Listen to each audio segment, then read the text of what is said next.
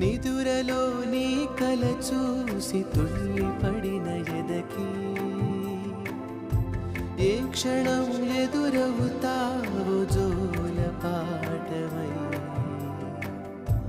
ఆకలని అడగక ముందే నోటి ముద్ద నువ్వై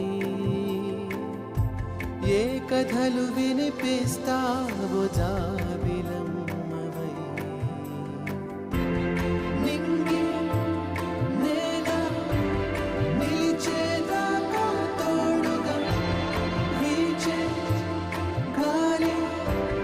వెలిగే తారల సాక్షిగా